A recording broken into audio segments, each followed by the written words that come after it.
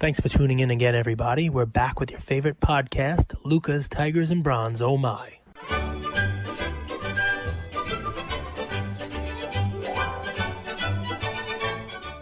Luca Nation, our favorite community.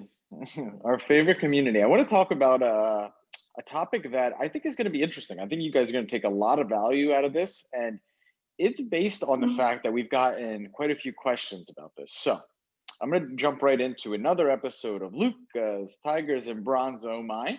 And the topic is LeBron James rookie cards. So you're seeing that Topps Chrome sell at auction over 20,000. And you're starting to see people like Gary tweeting, say, email me if you're selling this card. And I think it's an interesting take because a lot of people in our Instagram groups have asked us, what do you think about this rookie or this rookie from LeBron? I can't afford the Topps Chrome, but what about this release or this release or this release? And I think something that's happening with this Topps Chrome card, and I think it's going to happen with other cards as well, is it's kind of the card that people want to, and stay with me here, post on their Instagram to show off that they have that specific LeBron James rookie card.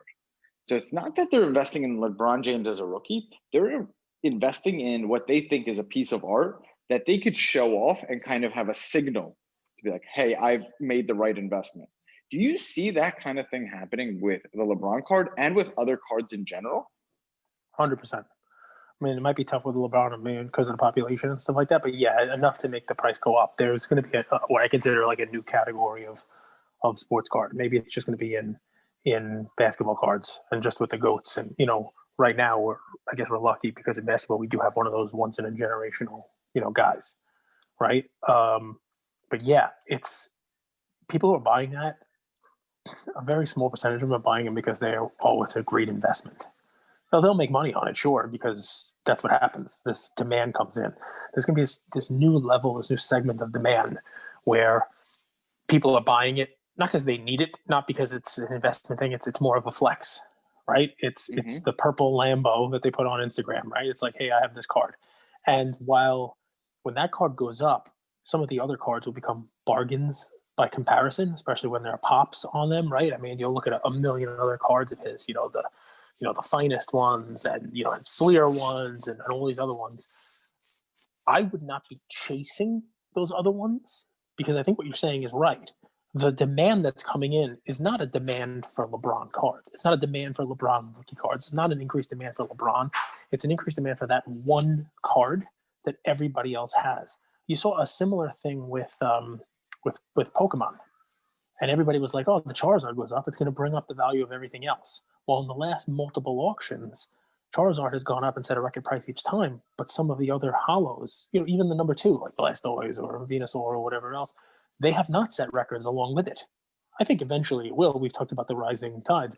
But the point there is people are flexing Charizard, right? They're not flexing, Magneton.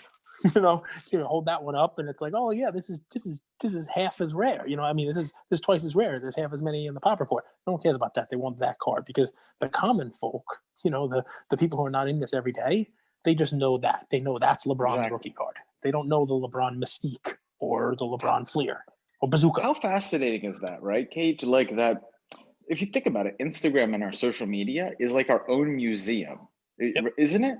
Yep. And when with the attention the hobby's getting, pay attention to the cards that start appearing on CNBC or ESPN and things like that, because what happens is, let's say you have 500 followers, 1,000 followers. Well, that's your community. That's people you go and have barbecues with. That's people you see on the weekends. And here's a post of a LeBron Chrome. When did Charlie have a $50,000 investment, And all your friends start to see it. It creates buzz. That's a big deal because people love signaling. People like to show their Robinhood account. You saw when Bitcoin was steaming, you saw people were tweeting like, hey, I'm a crypto millionaire. People love to do that. And I'm seeing that with this LeBron card. I'm seeing it become a museum piece. And why I bring that up today is because I don't think it was like that 2 years ago, Cage, because that's just a base rookie card. Now people are writing the LeBron Grail card in their bio on the eBay listing. And I don't think that would have happened 3-4 years ago. A Grail card would have been a Michael Jordan Fleer or a Mickey Mantle. And now they're starting to see this as a Grail card. So I think that's very interesting.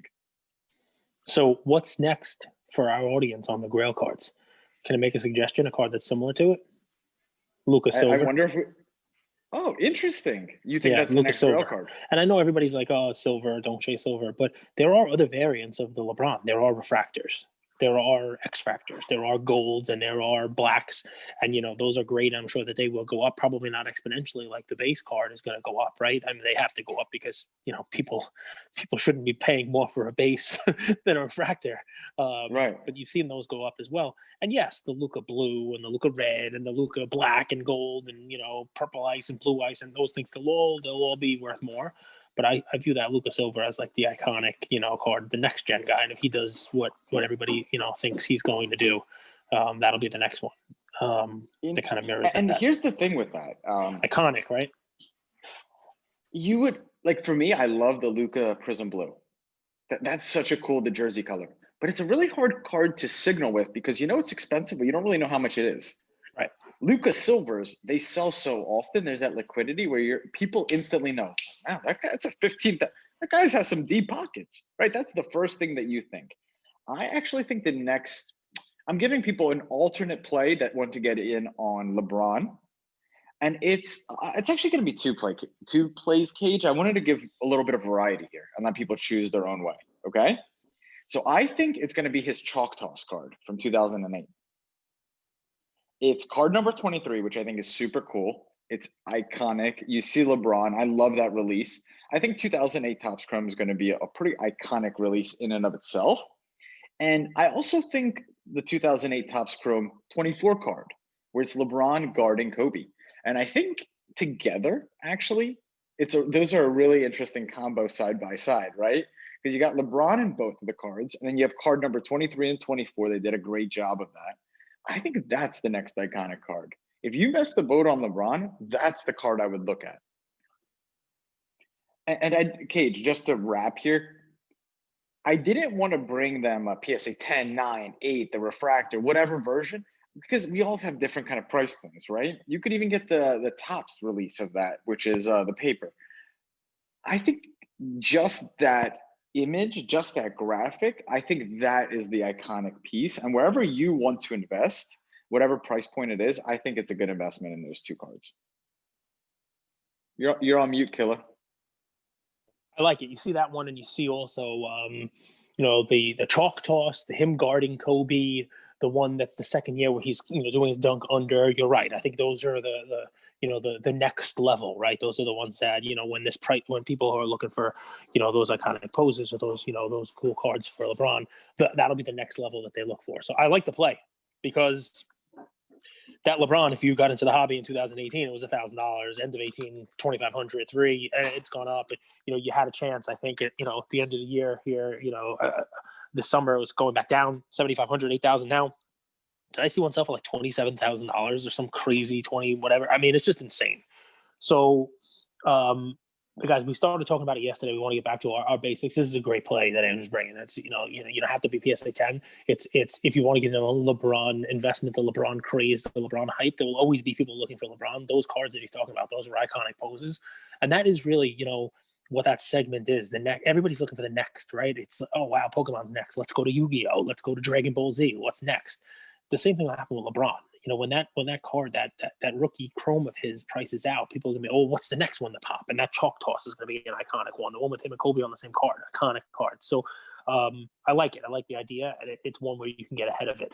I'm gonna swing over to baseball. If that's all right with you. Because it's middle of January, right? And while people are starting to look at it, and you're seeing the guys who were hot last year start to pick up steam. This is what I want you to do, guys. I want you to do your own research. And I'm going to do some for you, but I want you to do your own because there are a lot of articles out there, for people who do fantasy. And what I start to look at this time of year are what I'm going to call bounce back opportunities, bounce back candidates. And this year, more than any other, you have the potential to get some real steals on, quote, bounce back candidates because they're bouncing back from what was one of the craziest baseball seasons we've ever seen. It was a shortened season because of COVID. A lot of guys, there are a lot of players out there. I mean, from Yankee history, I remember Derek Jeter started off 1 April and half of May with, he was batting 200. And I remember they did a press conference with him and and Cashman, and they're like, just check the back of the baseball card. By the end of the year, he will have righted the ship, and he's got a track record here. He'll do it. Mark Teixeira used to be a notoriously slow starter, and in April he would be horrible. He'd bat 200, and then by the end of the year, his average would look like it would, where it was supposed to be. The problem with this past season is if you started with a slump, by the time it was time to correct the season was over. You know what I mean? A slump buster. Cage, we need to send him a slump buster. Exactly. You need a slump buster. That's, you are good at that, man. You got them lined up. So let's send some slump busters. So what I do is, treat it like fantasy, guys, right? Because there's a lot of fantasy articles out there. There are some fantasy slump busters out there. Oh, yeah. There are. DM me. I'll put you in touch. Nice. I'm very excited about this. I really am. But you're not going to be able to Google an article that says, bounce back candidate for baseball cards. But you will be able to Google bounce back candidate for fantasy baseball draft or bounce back season for baseball. And those are the same thing, right? The same that you would do your research for someone who might fall in your fantasy drafts. Their prices have probably fallen too. I'll give you 7 names, all right?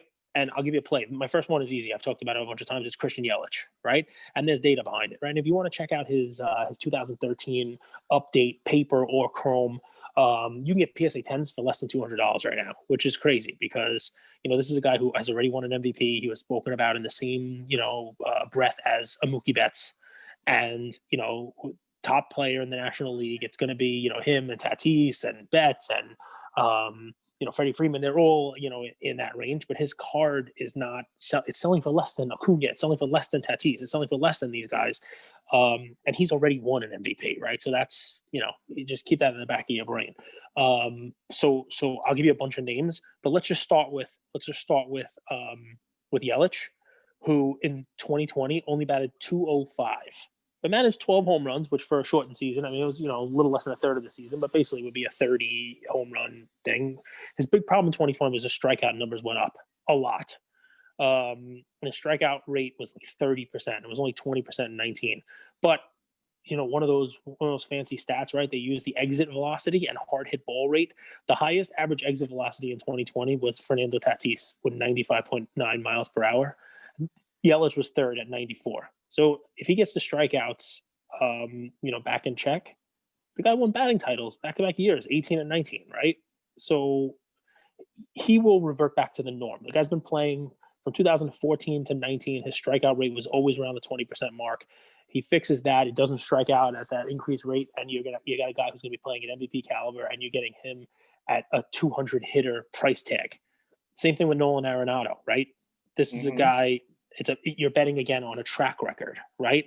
So every year leading up to the COVID year, you never know what happened with these guys, what was going on with them, with their families, or how this hit home with them, right? But leading up to the 2020, the guy was like clockwork, his stats. 2015, he had 42 homers. 2016, 41. 2017, 37. 2018, 38. 2019, 41.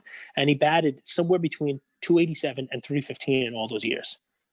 So what's more likely to you, that the 29-year-old in the prime Arenado forgot how to hit in 2020, or that 2020 was the exception to the rule? So I'm looking at it. I think 2020, from an MLB perspective, you almost have to scrap it. Yep. Because MLB is the type of game where, we say it's a long season. It really is. 162 games where you get four or five batting appearances every time. The law of numbers is a big deal, the law of averages. And I don't think it's fair to judge a player by 60 games in a broken COVID season, right? Yeah, where they're worried about their family. Like, who knows? So I'll give you a couple more names, right? Lindor is definitely a bounce back candidate, but you're not going to be able to get him at cheap prices anymore because after the trade, his cards flew. Cody Bellinger. It's less that he was bad in 2020, although his numbers were down. He was more overshadowed, right? And while he had some big playoff moments, you had Seager and Betts on the team. It worries me investing in Dodgers players because there's just so much talent to go around. Right? You kind of dilutes. Like Tatis, no one really buys Machado. Like Machado's just not that well liked. So Tatis takes all the attention, and that's why I think his cards flew. I think same with Soto. I actually think Acuna, people really like Freddie Freeman, so he kind of splits the attention. But the Dodgers, you just named 3 guys right there, and I think Justin Turner is a great player. That team is just stacked. Yeah, they are. But Bellinger already has an MVP. right? So he's a guy who, yes, it's a stacked team. If he leads them again to the best record in the league, and he's head and shoulders better than everybody else on the team, yes, it's a great team, and yes, those guys are all good. But if he's a 2-time MVP award winner, his cards are just way too cheap right now. So it's just a bounce back guy. I'm not telling you got to go crazy on it, but it's somebody who's bounced back. Another one who was also on a great team, and you can name a bunch of guys who are great on the team, but he had a bad year, not just because of COVID, but because he cheated the year before. So this is a little bit more risky because is he bad because he was cheating and caught? Alex Bregman. I mean, Bregman is entering his age 27 season this coming year, right? That is the year where everybody has their great seasons, right? That's the prime. That's the story, right? In 18-19, he had 80 plus extra base hits in back-to-back years. So I'm sure he's going to be better in 21 than he was in the shortened season. In 20, his cards have actually taken a little bit of a dip. I would use the COVID season to kind of look for bargains on guys like this, guys who, when you look back on their careers of 15 years, that 2020 season is going to be a blip and it's not going to have any real impact. If you like pitchers, Jack Flaherty's in that category. But the last one is somebody I've mentioned a bunch of times, and it's Gleyber Torres. If you like the Yankees as well. Went from 24 home runs as a rookie in 18 to 38 in 19 to 3 in 2020. Yes, 3. Come on. What happened? I just think it's a COVID deal. Right? He stopped barreling the ball. He faced a lot of good pitching, you name it. His hard hit rate actually went up. He hit fly balls and line drives the same rate that he was hitting him in 18 and 19, and he doesn't really chase bad pitches. Gleyber's 24 years old, so that's another thing he has going for him, right? So, the point I'm trying to make here, right, is you can pick which one of these guys you think is going to be the right way. You might even find one other one out there, but now's the time to be doing this because these guys will all go up as the season goes on. These are guys who've already all done it. Their names, I'm not giving you some diamond in the rough here. What I am giving you is the ability to buy somebody at a significant discount to what they were going to last season, which is not the case for most people. Tatis going to last season, going into the restart. I remember, Andrew and I started this here, and when we started recording, you could buy Tatis PSA 10 papers, the 410 tops rookie for $76. That was July. They immediately, when baseball season started, went up to 100, and now they're hovering around 250 to 300. Now, Gleyber is less than he was at that time.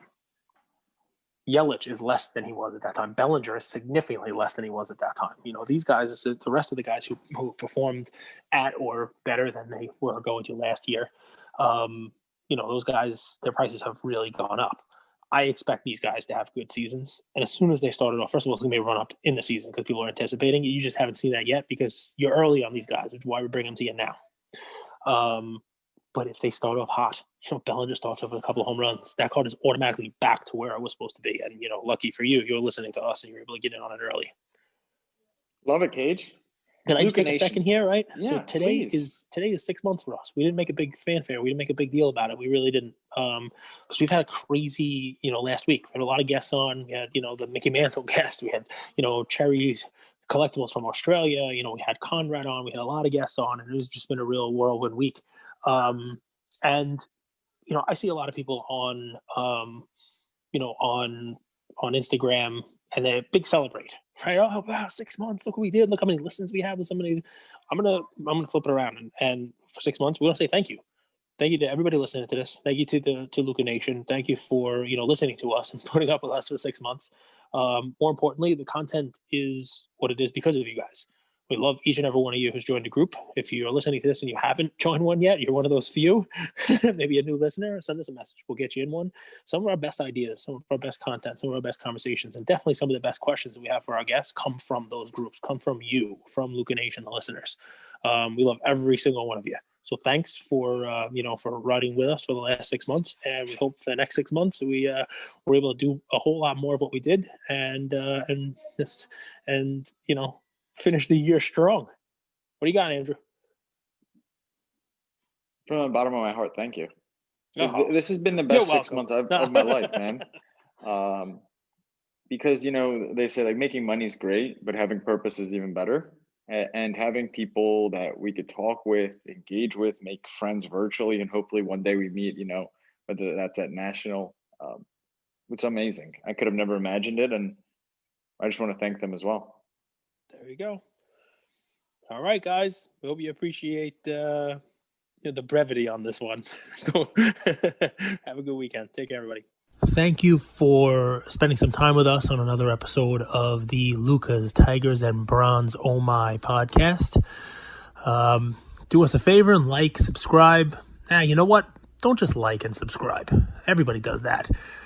If you like us, tell your friends, tell your neighbors, tell your enemies, tell everybody. And we hope you got something from spending some time with us today, and we'll see you next time. Thank you.